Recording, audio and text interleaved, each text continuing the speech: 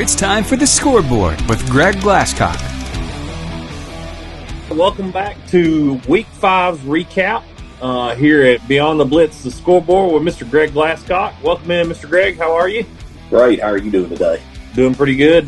Looking forward to the games for Week 6, and we're going to recap what we saw for last week. I know we had several teams that was off last week, but did have a couple pretty good games, and then had the one big game that's pretty much been everybody's game of the week so far. And so we'll just jump right in this and start recapping, and then we'll look forward to what we've got coming up and getting back into region play for Week 6. So for Week 5, we had Woodville at Brindley Mountain. Woodville would win that game 36-18. Would also have Plainview visited Sylvania. Plainview was number 10 in 4A last week. They would go on to win that game 34-7. The one game that was a little bit of a shocker, we talked about, Greg, was the Asbury DAR game. Thought it would be a pretty close game. But come to look at that one, I went back and watched some film on it. DAR won that game 62-6. Looking at the film on it and everything, just seemed like Asbury could not stop DAR's run.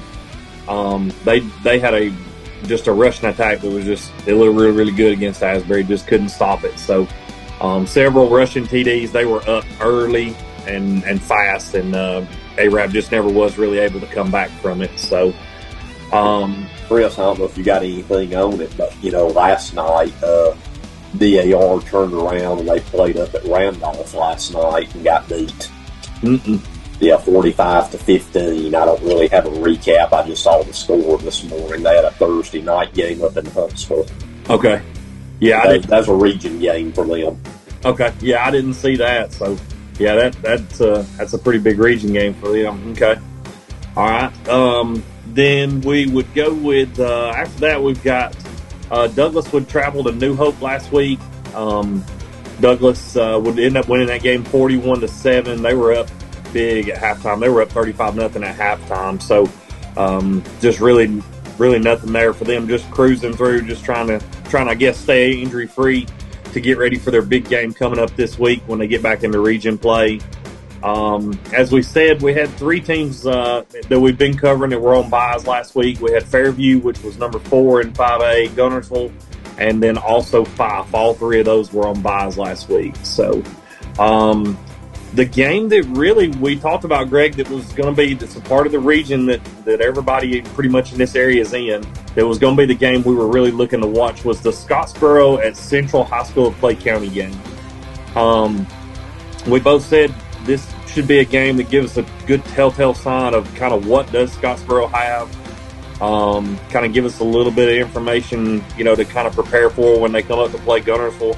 I couldn't find any film or anything on it. I'm still trying to dig around, but I've not found anything on it. But as of right now, the only thing really we can pass along to viewers is that Scottsboro lost that game 26-9.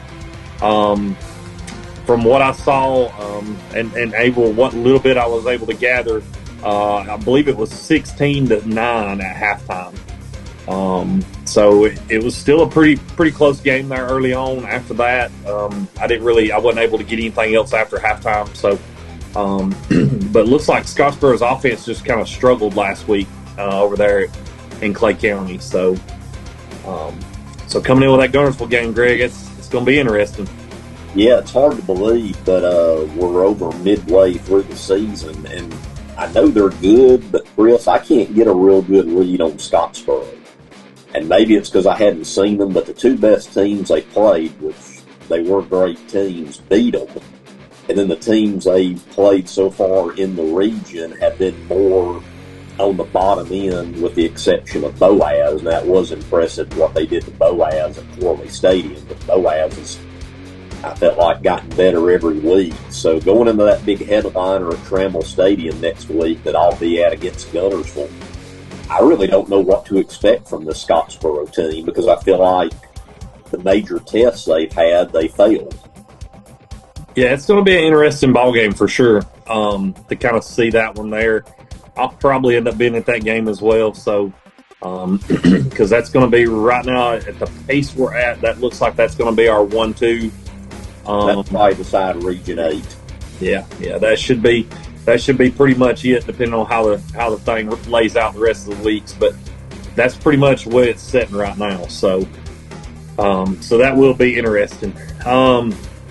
So then we had the Arab Madison County game, or Madison Academy. Sorry. So Arab would travel to Madison Academy. Madison Academy is number 7 in 4A. As we've talked, Madison Academy, a very tough team, especially having to go over there and play. Madison Academy would go up early in that game. They would go up 7-0 early on. And then in the first quarter, before the first quarter was over with, it was 14-0 Madison Academy. Arab would battle back early in the second, though. They would get a 32-yard passing touchdown to score to make it 14-7. And then Madison Academy would turn right back around and score again to go up 21-7. But before the end of the half, both teams would trade blows again and would end up scoring again. So at halftime, it was 28-14, Greg. So, it seemed like it was Madison Academy up early and kind of staying up there. But the thing about it was Arab battled back there in the second half, was able to kind of stymie Madison Academy a little bit, was able to hold them. They let them score one more time there in the third quarter, and then they scored twice in the fourth quarter to make it actually 35-27 for the final. So I know they didn't play with Hudson. Hudson was out last week. I know we've talked about him being kind of their guy that really stimulates that offense a lot. So I know he was out, but it seemed like they still played pretty well against Madison Academy. I believe they'd won the last 2 years against Madison Academy. So Madison Academy flipped this one on them, but I know it was a tough loss. But the biggest thing is, coming out of a game like that, like we talked, a non-region game, you want to come out, injury-free, number one. And then after that, looking at what you can kind of build on and grow on from there to get ready when you get back into region play this week. So, then the next game that we talked about that was kind of one of the bigger games right around here in this area, here in the county, was the Boaz Geraldine game. Geraldine averaging 54 points a game coming into last week, Greg. And the shocking point was exactly that, 0. Boaz shut them out. Would end up winning the game 20-0. I watched some film on the game. The thing that we talked about, Greg, and me and you've talked about this many a times, and again, it's hindsight 2020. Sometimes it's just, we're kind of the armchair coaches here, as we go back and look at this stuff. But Geraldine has the ball, their first drive.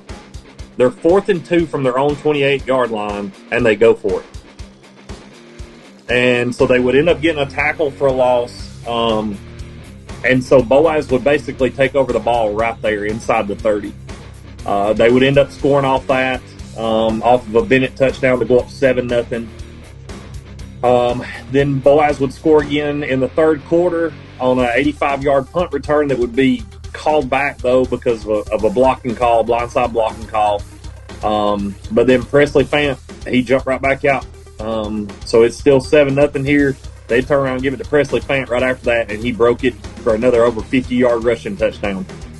So here we go. This is 4 games this season. This kid, he's a senior, just amazing running back. Goes and breaks another one for 50 yards against Geraldine.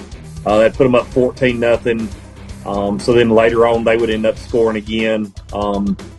Geraldine would have a couple plays that they would have a 10-yard rushing touchdown, and then one other big play that were both called back because of penalties, 2 penalties that really cost them. And then later on in the fourth quarter, Bennett would end up scoring on a pass to put them up 20-0. But the wild thing was, looking at the stats, Geraldine controlled the time of possession for this game. They had over 30 minutes compared to Boaz's 18.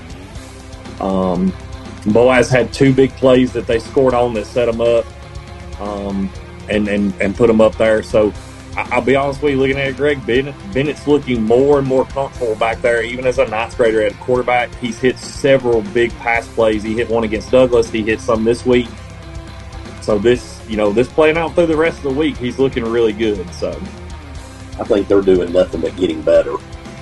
And I think it's going to be a battle in a few weeks, after Guntersville goes to Scottsboro. They've got Boaz coming in. I think that's going to be a huge game to see where those teams will shake out in the standings for playoffs.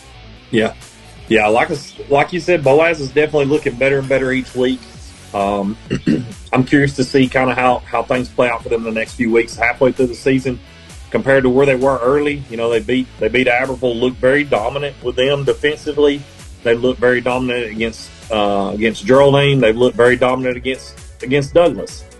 But then, you know, they went to Scottsboro, and that didn't look so good. So I'm curious to kind of see which teams are going to show up, you know, for Boaz, which team is going to show up in the weeks ahead. So, but you know as well as I do, Pruitt's going to have them ready, no matter who it is. It's just depending on how they perform on the field. So, but yeah, so that game would end up being 20-0. So Boaz with a big win there over Geraldine. I do know that in talking to some Geraldine folks, they had two linemen that were out and one other kid. They've had two kids that they lost that had pretty good playing time on the varsity level to ACL tears. One in week 1, and then they had another one again Friday night. If I'm not mistaken, too, I think they've had a running back that's been out the entire year that was good last year. Yep, and I believe his was the same thing. I believe he had an ACL tear as well. So that's 3 kids right there. You know, just could change it for them. So, so a tough loss for them guys. So, all right. So going into this last game here, we've got Greg. It's the Albertville Grissom game. This is a pretty highly anticipated game. Me and you talked a lot about last week. This was the one game we both felt like Albertville had a really good chance of winning. Where the biggest concern we talked about, you know, I kind of shared was that Albertville had to stop Grissom's running game. The one thing I didn't know is that Grissom had another running back.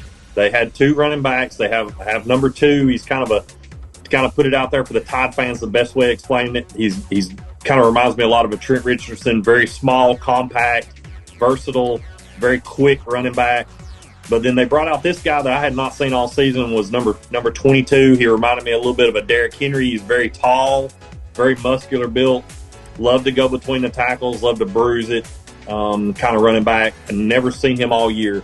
But they would use him a lot in the Wildcat package. But to start the game off, Grissom would come out and try an onside kick.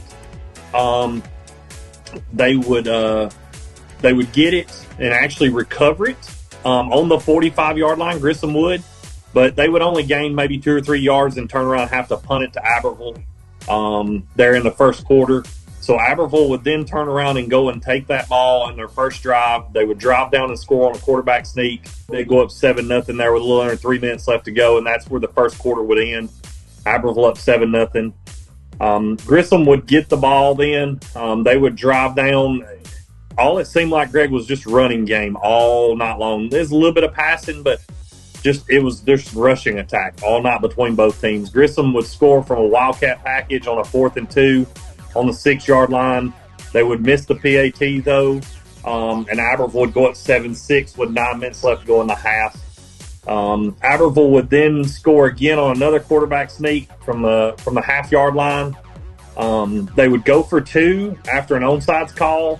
The Grissom had got called against them, but they would fail on the PAT to make it 13-6 with a little over 5 minutes left to go in the half. And then that would pretty much end it right there at 13-6 at the half.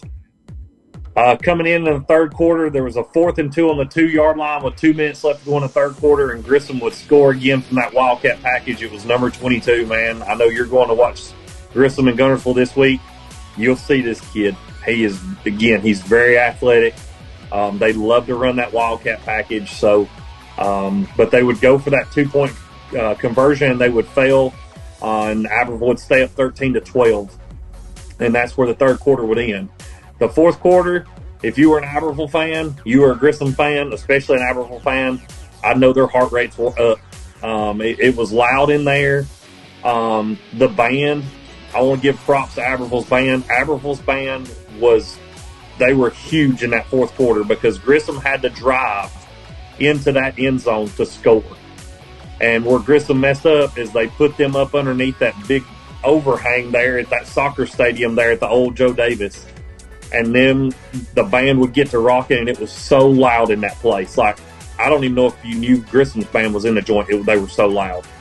It got so loud at one time in the fourth quarter, Grissom had to call a timeout because they could not communicate a change in the play they were trying to make there. That's definitely a 12th man. Oh, yeah. Yeah. I'm telling you, Albertville's band was huge. I heard people over in the stands where I was sitting listening, and they were hollering, fire the band back up. Get loud, band, get loud. So, and they did. They were loud, and that next series was very big for them. But coming out into the fourth quarter, Albertville would hit a 30-yard TD pass to go up after the PAT to go up 20-12 with a little under 11 minutes to go in that ball game. Grissom again would drive down, and this is the series they actually would end up driving down, and they would score on it though. In a Wildcat package, they'd score from the 2-yard line, but the PAT was denied, so that would put Albertville up still 20-18 with a little over 5 minutes left to go in the ball game. Albertville would punt from their own 10-yard line after a 3-and-out, and that would give Grissom the ball back. They would have a little under 4 minutes to go. Grissom got the ball on Albertville's 41-yard line. So they didn't have far to go, and they had 4 minutes. So it was very, very possible for them to be able to do it. The problem was the man from last week that we talked about, Mr. Cooper Scott, that had a huge game last week against Sparkman, even though it was a loss, would intercept a pass on the 5-yard line, and that would leave it with 2 minutes left to go in the ball game. And so Albertville would then turn around, pretty much just run the clock down to about 20 seconds. They would have a 4th and 3 inside their 20 there, and they would punt it. Or inside their 30, and they would punt it with 20 seconds left. And CJ would punt a 50-yard punt. Ball game. They flipped the field. And they didn't have any timeouts left. Grissom didn't. Grissom made a valiant effort to try to drive back down. I think they got down inside. They got it over into Albertville territory there on about the 40. But they got stopped right there. It was pretty quick. They run out of time. They didn't have any more timeouts. And Albertville would break their 33-game losing streak right there and win their first ball game since August 26th of 2022. Partied in the streets of Albertville all night, huh? Yes. So they would, like I said, I was at that game 4 different times. They had the cops out there because the student section rushed the field, parents rushed the field. They had the cops out there trying to keep them, from going past the 50-yard line towards Grissom's locker room end, which Albertville wasn't. They were just down there in their end zone and everything. But 4 different times the PA announcer had to come on there and tell them, exit the field. Please leave the field. And so they finally got them all off, but they came through. Albertville threw a big party for them downtown, was waiting on them. The city was. There's so many people there, they said. There was people that was telling me there was still 50 people to maybe even 100 that was downtown Albertville still at 1 o'clock in the morning, still down there just having a good old time celebrating this win. And I'm proud for them. It's been a long time. I want to congratulate Coach Weingarten on it. I reached out. I know he's busy. They're trying to get ready for a game and all for next week and all. But I tried reaching out to see if we could get him on. Maybe we can get him on sometime in the next couple of weeks, kind of touch base with him about this, because that's a big win for that program. Big win for them, and big win his first year there. So, and now they got the open date this week. Yeah, they're out this week, so they're off this week. Get a little rest, so they can enjoy that win for at least another week, and then get ready for. I believe it's Huntsville comes in for homecoming. Yeah, for homecoming. So, but definitely congrats to Albertville, all those viewers that are out there from Albertville. Congratulations, guys! I know it's a huge win for y'all. Still got some more time in the season. You can possibly pull you off another win there. So, but let's get into week 6 here, Greg, and let's look at what we've got coming up. So. This week, Asbury has another good game here. They could possibly win here.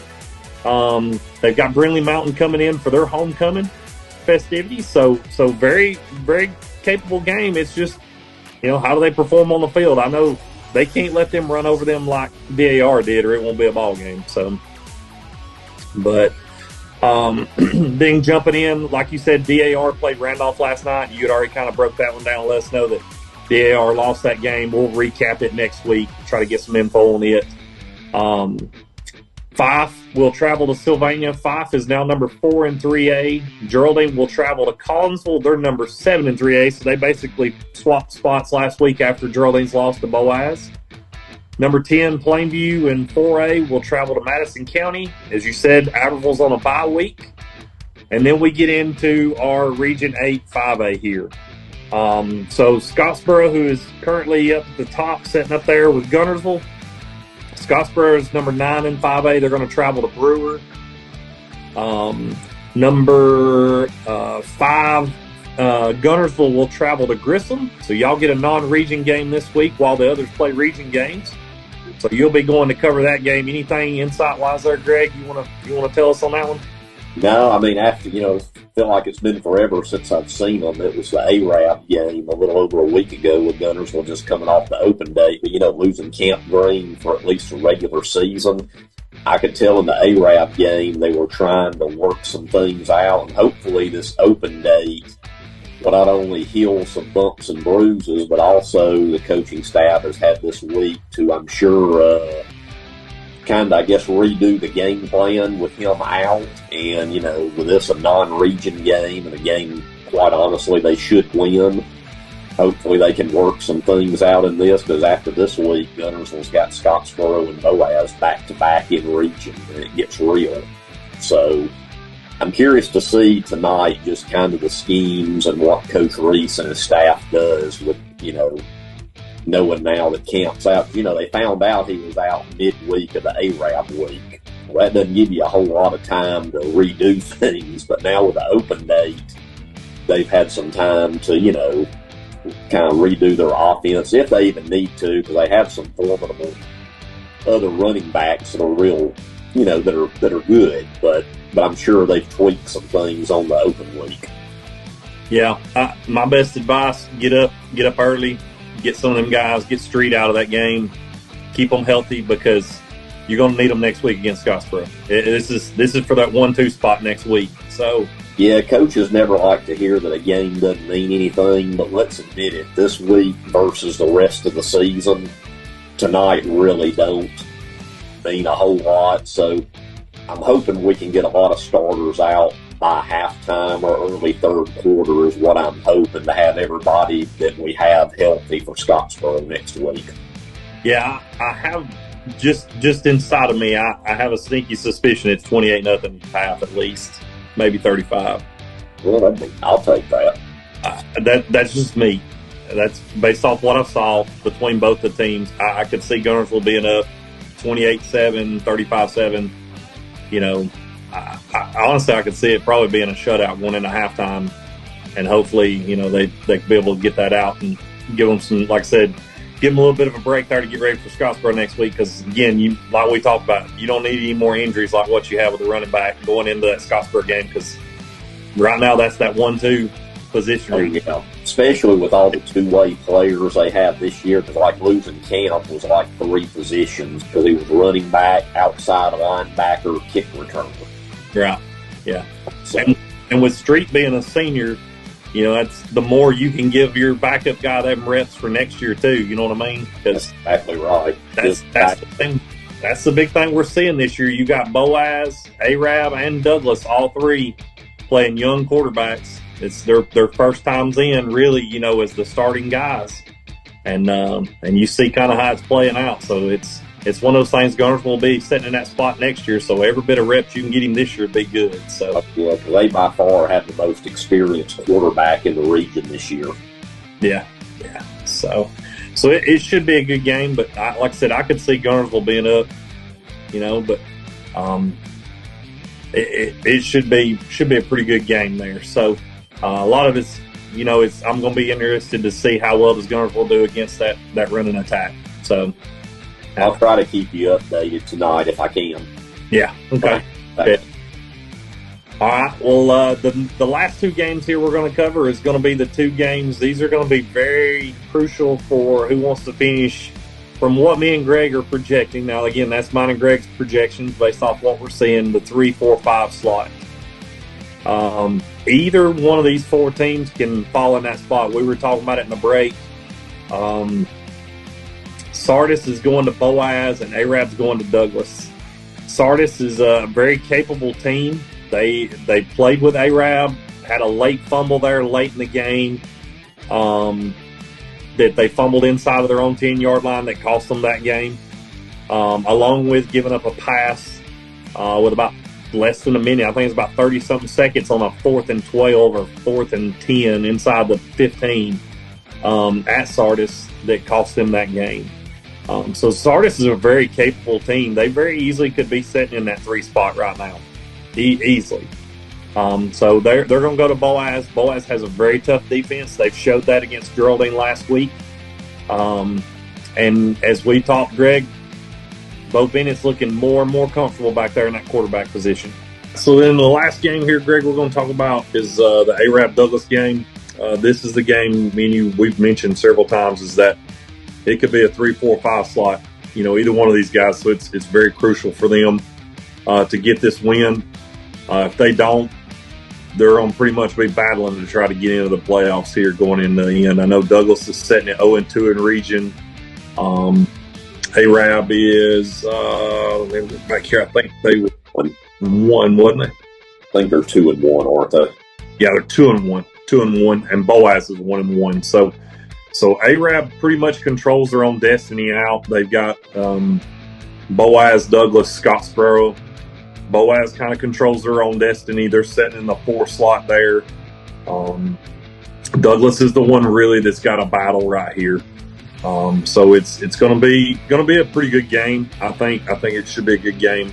I'm curious to see how Douglas does against Arab's running attack. Is Hudson back this week? As well as I do.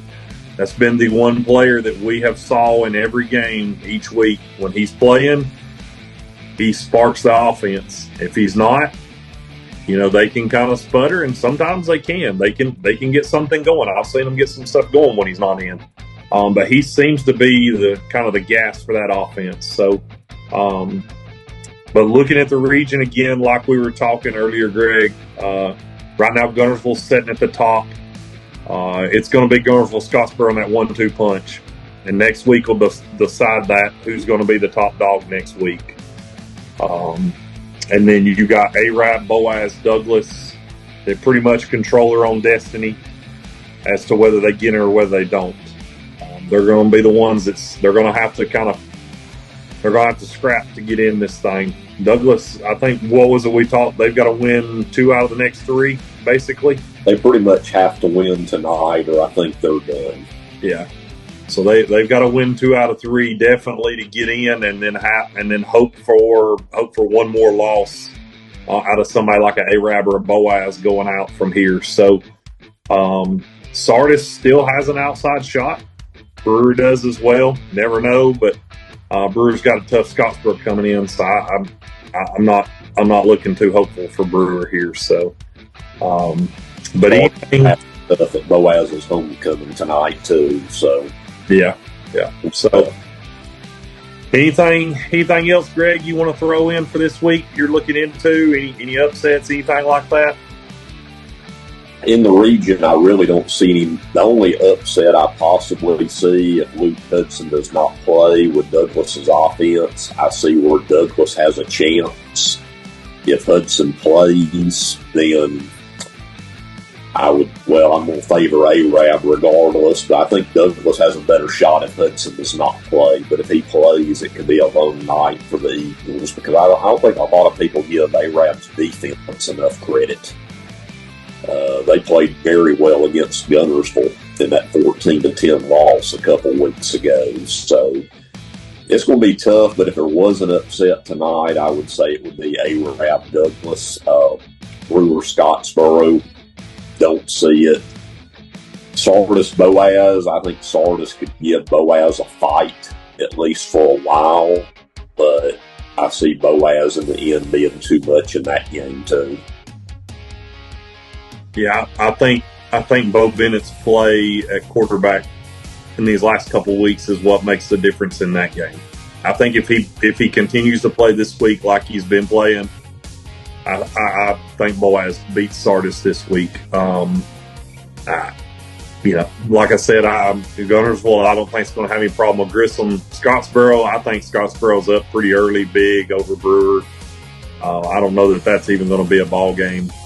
The Arab Douglas game, the biggest thing I want to see is how does Arab's run defense perform against Douglas's run offense. They're very heavy run. A few weeks ago, they put up over 300 yards in a game. And when Baker Lyles is back there, a good one. He can throw it or he can pass. And I know he's predominantly taken the majority of those snaps at quarterback the last couple of weeks, especially since the Scottsboro game. And Patel had those 4 interceptions. He's been taking the majority of the snaps. I think he's taken probably 80% of the snaps. So Baker's going to be a big factor here. I'm going to put him as the X factor for Douglas to win this game. If he has a big night, they have a chance to beat Arab. Just like you said, though, Arab's X factor is Hudson. Arab's defense is going to keep them in the ballgame either way, but their offense is going to be very reliant on does Luke play or does he not play. That'll be big tonight. Yeah. So I'm going to be at this game. I'll have some footage for next week that we'll be able to share. Try to get some pictures and some video. And then if I can, I'll try to report on it throughout the game and stuff like that. We'll see. But it should be a pretty good game. So like I said, Greg, you keep us in the loop on the Grissom game. So, but closing this week out, we'll wish everybody a good week. Again, congratulations to Albertville and all that city, the school system, for a big win, breaking that 33-game winning streak. That was very big. So congrats to those guys. Congrats to Coach Weingarten on his first win of the season and his first win there in his career at Albertville. So, but other than that, Greg, I guess we'll sign off here, and we'll be ready to come back next week. So sounds good.